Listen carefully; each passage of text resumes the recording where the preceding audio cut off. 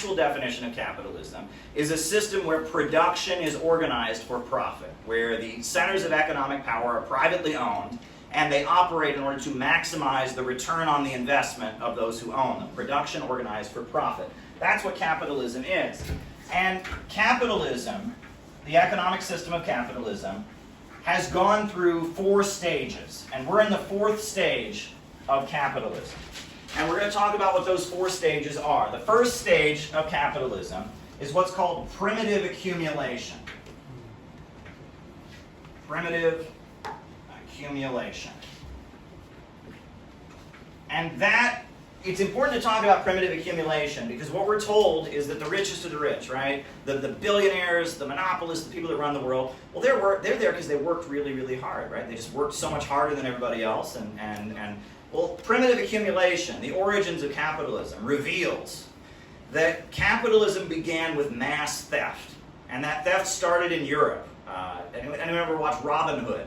What is Robin Hood? What's his origin? Why is he an outlaw, right? He killed the king's deer, right? That's enclosure, right? Privatization, kicking the peasants off the land, turning them into renters who have to pay rents. And, King Henry VIII, he was the last king of England named Henry.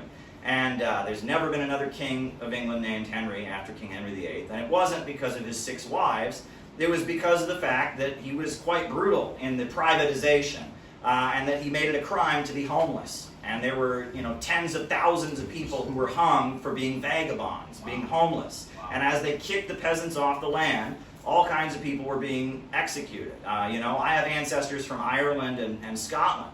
And in Scotland, there was the Jacobite uprising that happened. The Scottish, feudal system, Roman Catholic, fought against the English system that was moving towards capitalism. After the Jacobite uprising, there was genocide in Scotland, and they cleared the Scottish Highlands and privatized the land. And Glasgow, that's where Adam Smith, the economist, he was based in Glasgow. And as the capitalist system started expanding into Scotland as they cleared out feudalism, and that obviously, then we know that there was also the seizing of different parts of the world. Africa, South America, and the Americas, right? And Asia, big chunks of Asia. They started colonizing the world.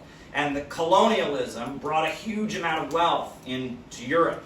And it was the wealth of colonialism and the exploitation of the African people, the seizure of new territories, mass theft, and murder and genocide that laid the basis for modern capitalism. So when people say, socialism is theft, it's like capitalism began with the greatest mass theft in history. And also when people give you a body count, well, communism killed a gajillion people, it's like you do realize that capitalism just to begin had to kill millions of people in the transatlantic slave trade, millions of Native Americans, millions of people in various colonized places, millions of people even in the homelands, clearing the commons, etc. That's what laid the basis for the modern Western system, right? That it is based on colonialism.